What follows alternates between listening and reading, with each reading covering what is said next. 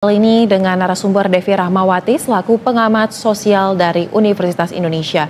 Selamat sore Mbak Devi, apa kabar? Selamat sore Mbak. Baik, kita sudah lihat ya Mbak, tadi ada berita pengantar terkait dengan pelecehan seksual, mulai dari yang dokter lakukan sampai dengan di pondok pesantren yang baru saja tadi kita dengar. Nah, berdasarkan analisa Anda sebagai pengamat sosial, sebenarnya apa sih yang menjadi penyebab utama mengapa kasus pelecehan seksual atau asusila ini selalu berulang-ulang terjadi, bahkan ini menyentuh semua kalangan seperti tidak hanya di masyarakat tertentu saja? Ya, pertama yang perlu difahami, Indonesia bukan satu-satunya negara yang tanda kutip darurat kejahatan seksual. Bahkan negara-negara maju seperti Amerika sekalipun juga mengalami hal yang sama. Yang perlu dipahami pertama adalah, satu, pelakunya tidak tampil seperti monster.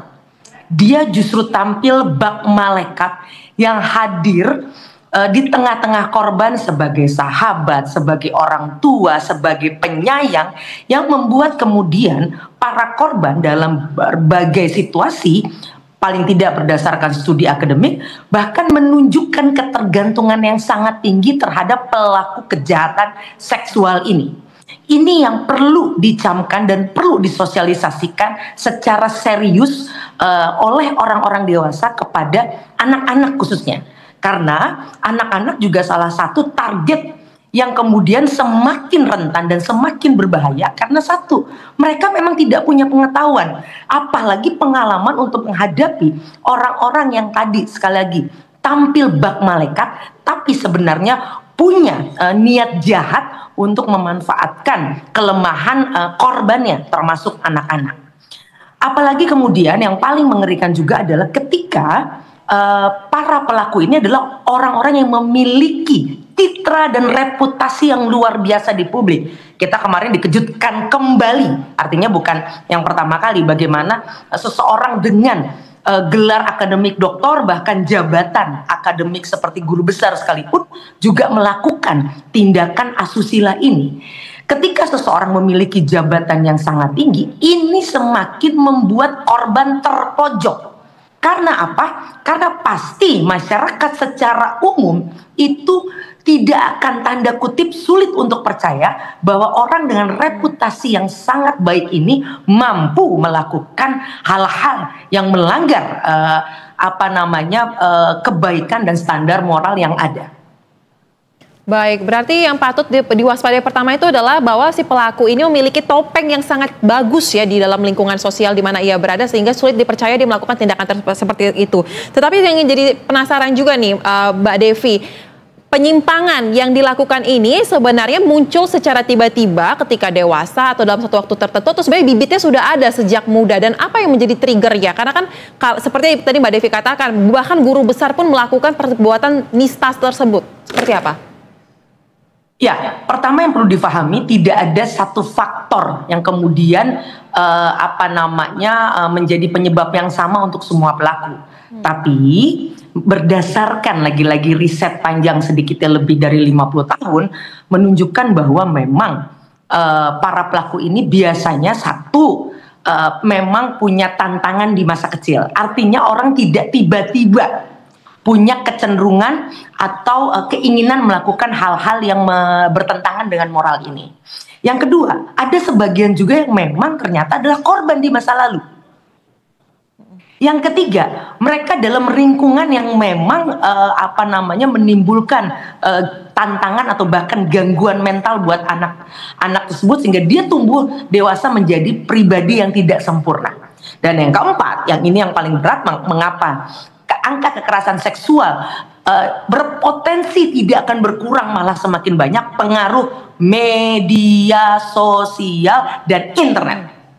Kenapa? Karena bisnis pornografi itu adalah satu bisnis yang sangat serius dan menghasilkan uang triliunan rupiah, bahkan ratusan triliunan di seluruh dunia.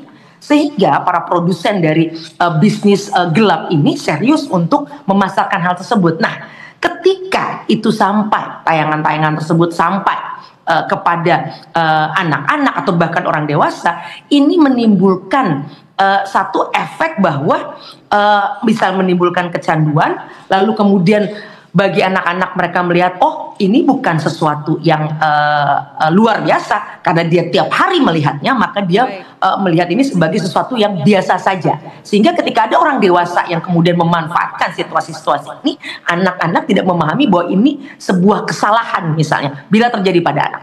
Baik, berarti tidak salah ya sebenarnya jika kita katakan bahwa, atau tidak berlebihan jika dikatakan bahwa sudah saatnya Indonesia berbenah. Karena kan kita tahu era semakin modern, penggunaan teknologi dan internet ini tidak bisa dilepaskan dari keseharian. Lantas, pembenahan yang seharusnya dilakukan, ini mulai dari mana sih Mbak Devi? Dari keluarga dulu kah atau pemerintah kah? Dan sisi mana dulu yang harus diperbaiki? Ya, pemerintah sudah serius dengan mengeluarkan PP Tunas. Tapi pertanyaannya, rakyat mau tidak menaati apa yang disampaikan atau digariskan oleh negara? Itu persoalannya. Karena pada akhirnya ini kan ada di level domestik, pribadi. Bahkan dalam konteks orang tua bahkan menjadikan handphone ini sebagai trofi bahwa dia adalah orang tua paling hebat karena sudah memberikan handphone kepada anaknya. Kenapa saya sangat concern pada anak? Karena jangka waktunya sangat panjang. Kalau anak sudah terpapar hal-hal yang buruk, usia 4 tahun, 5 tahun, bayangkan ketika dia akan hidup 70 tahun. Ya, ini yang sangat berbahaya. Dan ketika anak, ada sebuah riset yang menarik. Ketika orang tua diuji, mereka mengatakan, oh iya, mereka dengan penuh percaya diri, para orang tua mengatakan, saya tahu persis apa yang dilakukan oleh anak saya. Tapi ketika kemudian riset ini ditanyakan kepada anak-anak, hampir 90% anak mengatakan tidak. Orang tua saya tidak paham apa yang saya kerjakan. Nah, ini kesombongan kita semua, termasuk saya sebagai orang tua yang merasa paling tahu dan merasa paling bangga ketika mampu menyerahkan benda yang sebenarnya menjadi pintu masuk dari segala racun-racun sosial ini. Kita semua yang bertanggung jawab terhadap kejadian ini. Makanya apa yang sekarang digariskan oleh pemerintah, kita harus berjihad bersama. Ini tidak akan pernah selesai kalau justru kebocoran mental ini terjadi dari rumah masing-masing.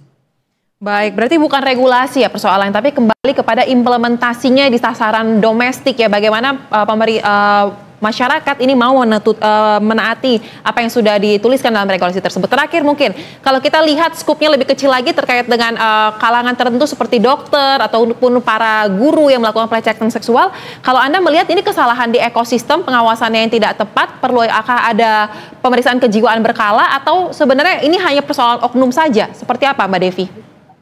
Menurut saya dari sini kita perlu belajar serius menetapkan SOP dan tadi saya sebagai dosen dan semua siapapun dengan profesi apapun, catatannya profesi apapun itu perlu secara berkala dicek, bukan hanya kesehatan fisik tapi juga kesehatan mental. Karena negara sekarang sudah punya program yang sangat baik, setiap ulang tahun kita ada tes kesehatan fisik, tapi mental jangan diabaikan. Karena kalau kelainan mental ini berujung pada kejahatan seksual tadi, maka dampaknya sudah sangat luar biasa yang akan merusak fisik juga mental siapapun korbannya. Baik, berarti untuk kasus-kasus yang marak terjadi ini, menurut Anda langkah pertama adalah setelah diungkap dan ditangani, pembenahan secara struktur ya mengenai pemeriksaan kesehatan dan juga mental ini menjadi penting sekali ya untuk semua profesi ya, Mbak Devi ya? Betul, dan perlu dipahami, kesehatan mental sama dengan kesehatan fisik, bisa disembuhkan. Kesehatan mental itu, gangguan mental itu bukan kutukan, bukan sesuatu yang tidak bisa disembuhkan, sangat bisa disembuhkan, sama halnya dengan semua penyakit fisik yang ada.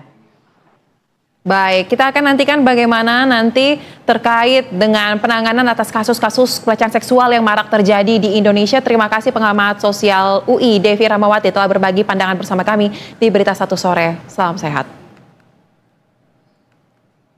Pemirsa, klinik kesehatan atau rumah sakit yang seharusnya menjadi tempat aman bagi pasien nyatanya menjadi tempat bagi dokter cabul untuk beraksi. Demikian juga dengan institusi pendidikan seperti pesantren yang harusnya menjadi tempat belajar dan ruang aman bagi peserta didik. Kini saatnya Indonesia menciptakan lingkungan kesehatan dan pendidikan yang bebas dari bahaya tindakan pelecehan seksual. Saatnya Indonesia harus berbenah. Dan sesaat lagi pemirsa, Berita Satu Sore masih akan kembali, tetaplah bersama kami.